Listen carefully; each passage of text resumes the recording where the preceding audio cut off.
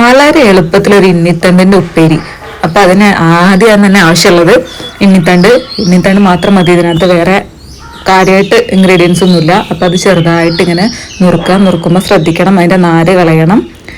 ചെറുതായിട്ട് കുനുകുന അരിയുന്നതാണ് അതിന് കാണാനും പിന്നെ കഴിക്കാനും ഒരു ടേസ്റ്റ് ഉണ്ടാവുക. അപ്പൊ അതേ ഫുള്ള് അരിഞ്ഞ് ചെറുതായിട്ട് കുനുകുന അരിഞ്ഞിട്ടുണ്ട്.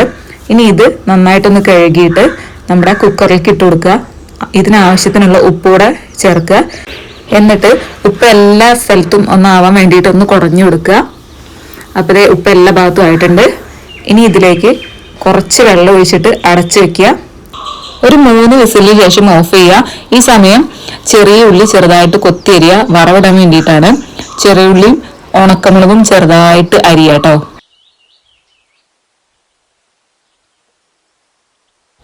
3 വിസിലിന് ശേഷം കുക്കറിലെ എയറൊക്കെ കളയുമ്പോൾ നമ്മുടെ ഇന്നിത്തണ്ട് നന്നായിട്ട് വെന്ത് ഈ പരിവായിട്ടുണ്ടാവും. ഇനി നമുക്ക് കുറച്ച് അരി വറുത്തത് ജസ്റ്റ് ഒന്ന് ക്രഷ് ചെയ്തെടുക്കാം. ഈ ഇന്നിത്തണ്ടിൽ ഇടാൻ വേണ്ടിയിട്ടാണ്. ഉപ്പേരി കഴിക്കുമ്പോൾ ഒരു ജസ്റ്റ് ഒന്ന് കടിക്കാൻ വേണ്ടിയിട്ടാണ്. ഇത് പെട്ടില്ലെങ്കിലും കുഴപ്പമൊന്നുമില്ല. ഇവിടെ അമ്മയ്ക്ക് ഇഷ്ടമുള്ളതുകൊണ്ട് അങ്ങനെ ഇട്ടുന്നേ ഉള്ളൂ.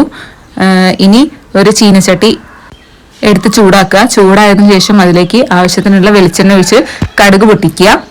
കടുക് പൊട്ടി വരുമ്പോൾ നമ്മൾ നേരത്തെ അരിഞ്ഞു വെച്ച ചെറിയുള്ളി ഇട്ട് കൊടുക്കുക. ഒന്ന് വഴറ്റുക. അതൊന്നാവുന്ന സമയത്ത് ഒരു 2 തണ്ട് കറിവേപ്പില കൂടെ ഇട്ട് കൊടുക്കുക.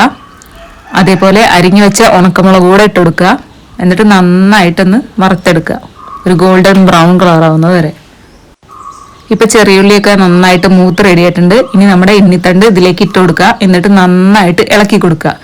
ആ വെളിച്ചെണ്ണയും ഇന്നിത്തണ്ടും ഒക്കെ മിക്സ് ആവുന്നത് വരെ നന്നായിട്ട് ഇളക്കി കൊടുക്കുക.